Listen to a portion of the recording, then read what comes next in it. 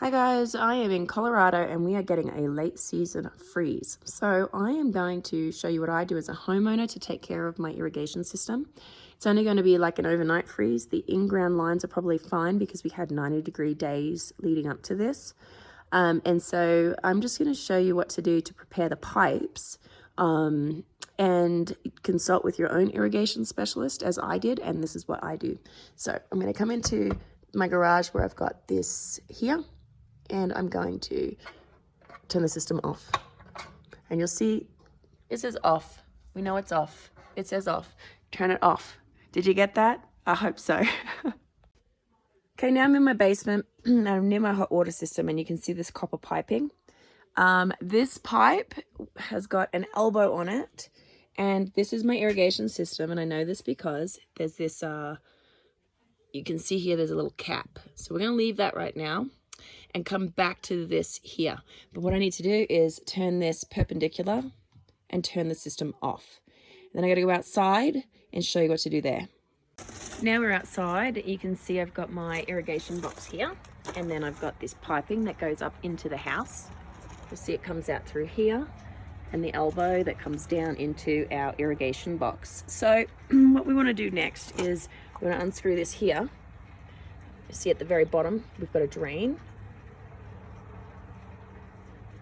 Okay, and nothing's coming out of this little drain because there's no air in the system. And so we're going to take our screwdriver and we're going to actually turn this perpendicular, and you'll notice that once we start turning the if I can get it right, here we go, start turning this, we're going to start seeing water coming out of the system. So we're going to turn both of these on this backflow valve off and drain that system out.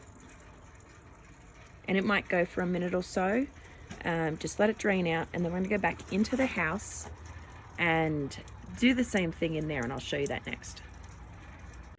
So we're back in the basement, and you can see that we've got this valve very similar to the one outside. Now this is going to actually release water when we start to open it up. So I'm just going to put my jar. I've got a big jar. You don't want a small one because it's going to drain out. It might spray a little bit too. I'm going to have to put the camera down. Try and do this one-handed. All right, it's going to spray the camera. So basically we're just going to take this valve here off. Yep, spraying everything. There we go. And we're just going to get the water out of that. And then we're going to put it down the drain. That's just right here. Once this system is completely emptied, you've got less chance of any of your pipes for your irrigation that come in and out of the house here freezing and busting. And that's a pain. Trying to schedule the sprinkler guy when everyone's sprinklers have busted is just a pain in the butt. So you can do this yourself at home. All right, looks like it's about done. I'm gonna fish out that cap. Thank goodness I have small hands so I can get it out of that jar. Do not pour it down the drain because that would be terrible. You need that cap.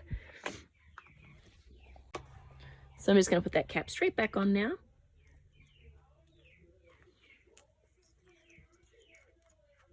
Voila. So I'm just heading back up to the outside system. I'm gonna put the cap back on this one. And then I'm going to show you what we're going to do in this box below. So the cap goes back on that.